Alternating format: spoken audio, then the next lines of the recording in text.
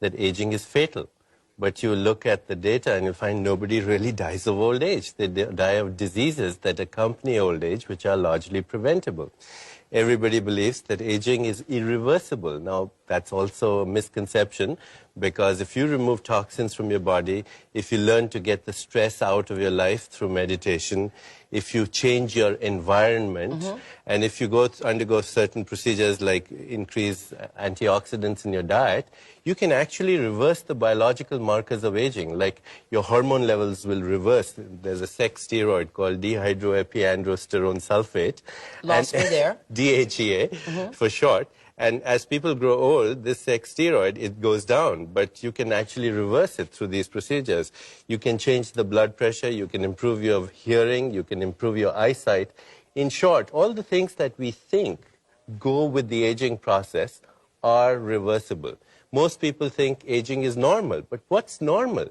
Perhaps we are confusing the normal with the psychopathology of the average, which is dull and uninteresting. I mean, there are people who are 25 and look 40 and behave like 40. There are people who are 60 and behave and have the biology of a person who's 30. And what we say is that was just they had good genes. No, but that's another misconception. We think that aging has a genetic component. And yet, that's only a very partially true statement. If your parents lived up to be more than 80 years, it adds only 3 years to your life. But you can do things with your stress in the life, with the toxins in your environment, with your food, with your lifestyle, that can add 30 to 50 years, much more time to your life. And not only life to your years, but years to your life, both, the quality and the quantity. And that you override the genes. Most people think aging is universal, but there are organisms in this world that never age. Like? Like microorganisms, like protozoa, like certain other species, like the hydra.